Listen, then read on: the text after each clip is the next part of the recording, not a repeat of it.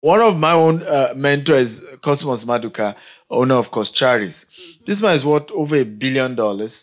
I remember the day I first met him at the airport, alone, carrying bag, full of books, and alone. And this man literally is the exclusive, dealer in Rolls Royce, in Jaguar, in BMW.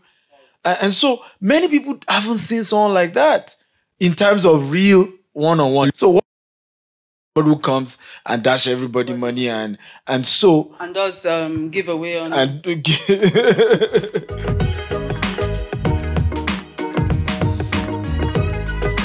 All right, success is the achievement of desired visions and planned goals. And when I say successful people, I just want to go after them to find out, how did you get to where you are? What were the things you went through to get to where you are at the moment? And I ran into a successful man here in London. Yes, he just came in from Nigeria. And I said to myself, yeah, I need to talk to this man. I need to, get from him. I want to tap into his wealth of knowledge. I'll let you in on who my guest is right after this break. But my name is Adetola Oni.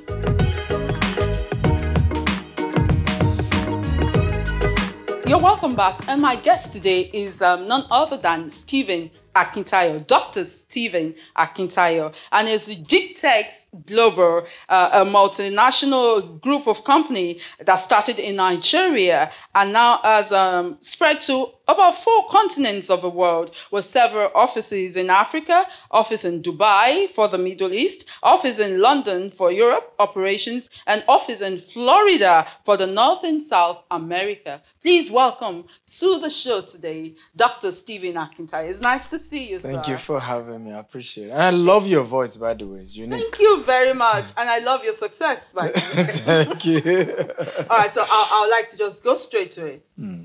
You are a successful man by all standards. And I know you started from a humble background. Can you just let us in on how you started and how you got to where you are at the moment?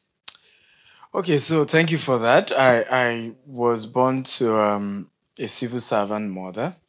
My father's business had crumbled before I was born. And so we grew up in real poverty.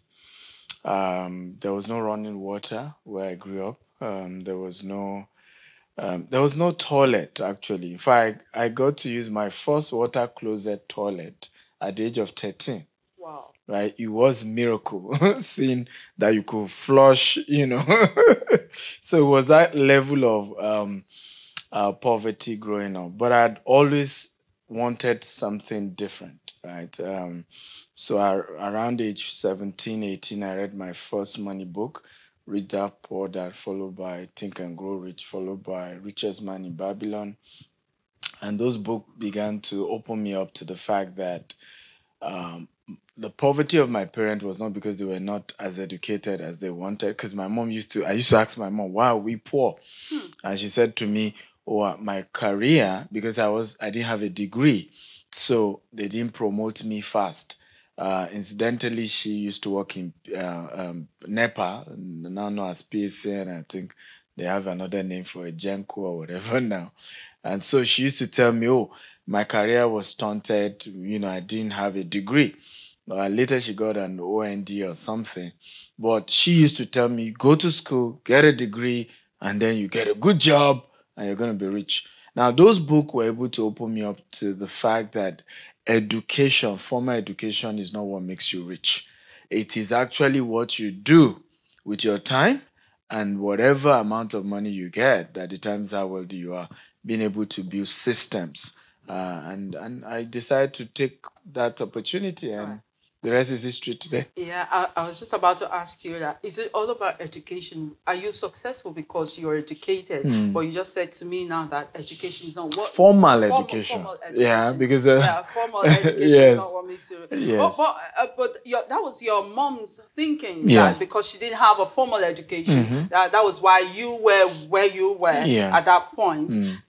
Which is, I would like you to address our youth, especially our youth in Africa, who think that making rituals, money rituals, I'm still trying to understand the science behind that thought that psychology. Money rituals will make you rich. So, in fact, and I want to blame this on those who are successful legitimately. We've not intentionally positioned ourselves to be role models. You know, what you see in Africa is a situation by a guy doing, they call it Yahoo Yahoo. People like Hush Puppy were more visible with their success. They were able to show people who they were and thereby generate a lot of followers who wanted to be like them. Now, those who were making money legitimately didn't put themselves out there. So people couldn't find role models. Would you say it was maybe because of our background? You know, from where I come from in Africa, the Yoruba culture, they would say, I'll say this in English, Tishu Bata, as in when your yam is, it's ripe. You cover it so that people will not say. Yes. Could that be the reason? That's definitely the reason. But since social media times and seasons have changed, everything is now online. Everything is now visible. Everything is out there. And yet, many of us are still using the old method of, we need to be conservative.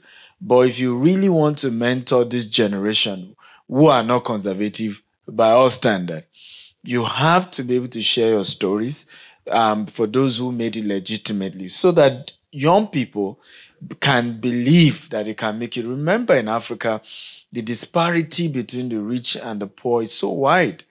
And a lot of people don't even understand what it means to be legitimately wealthy because most of the so-called rich people are politicians. And so your ideal mindset of wealth is somebody who comes and starts spraying money and start, dashing money. Usually they didn't work for it. So people don't even know how a legitimately wealthy person looks like. They don't know. One of my own mentors, Cosmos Maduka, owner of Coscharis. This man is worth over $1 billion. I remember the day I first met him at the airport, alone, carrying bag, full of books, and alone. And this man literally is the exclusive, dealer in Rolls Royce, in Jaguar, in BMW.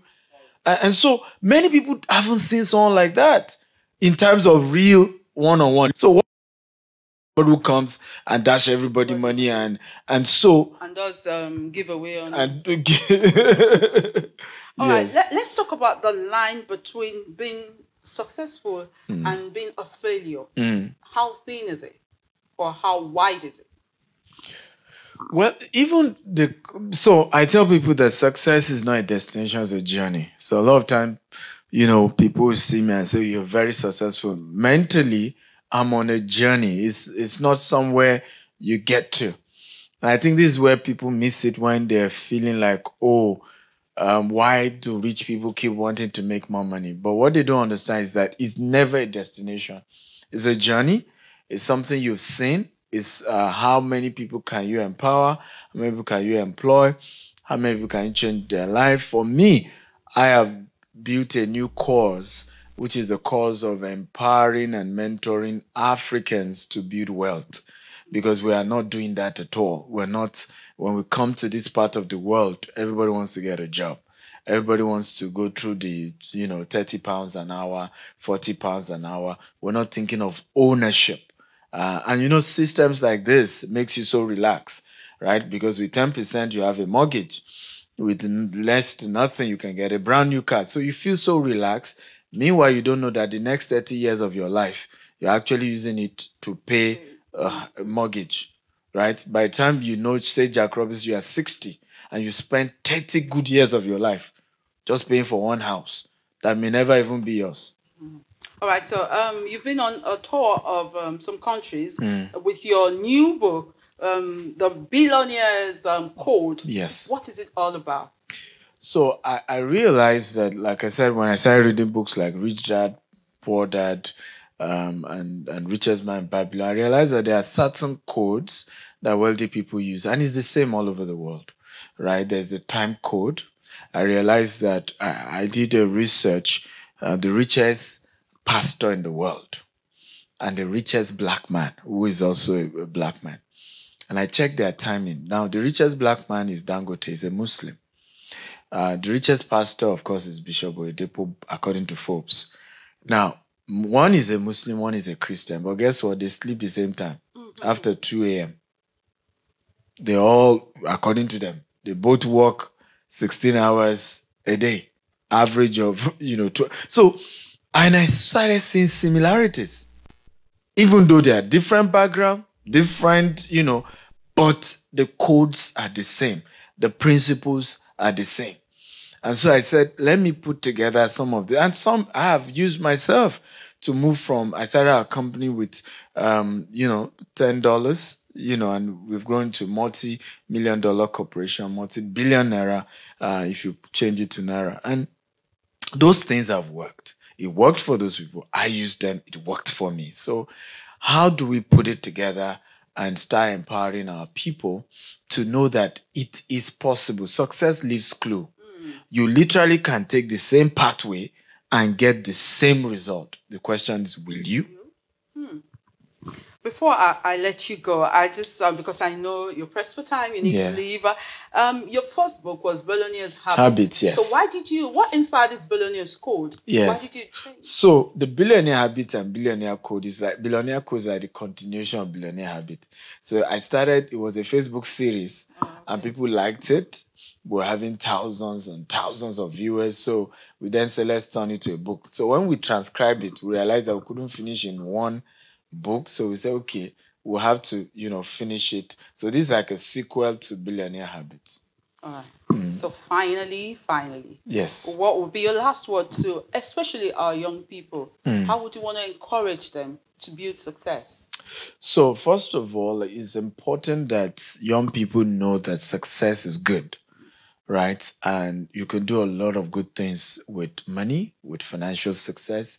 You can change the world. You can add value. Look at how one man called Elon Musk made a difference in Ukraine by just releasing a satellite, right, for the people of Ukraine. Now, he can't do that if he's poor.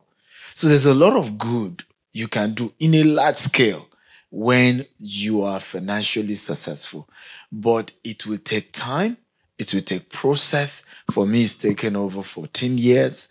It's not so, we know that we're in jet age. Internet makes everything looks like this. They call it Indomie generation. Listen, when it comes to success, things takes time. Takes time. Yes. All right. Thank you very much. I wish you could go on and on and on, but I know you have to go. Yes. And you've promised that you'll be back before the end of the year. You're back in London. I'll be back. Of course, I know. I'll be back. This is my home. I don't even see you in one place in a month. You don't stay in a country in a month. Yeah. That's good. I want to be like you when I grow up. And I want to have your voice when I grow up. Yeah. Oh, God. Please, I'd like to recommend this book if you have not read it. Billionaire Codes. If you want to have the basic habits that guarantees success, please get the Billionaire Codes. Yeah, take it from me. All right. I'll take a clip from Dr. Akintayo that success is not a destination. It is a journey. Are you there yet? I'm not. I'm on this journey and we'll get there. I'll see you again. My name is Adetola Oni. Bye-bye.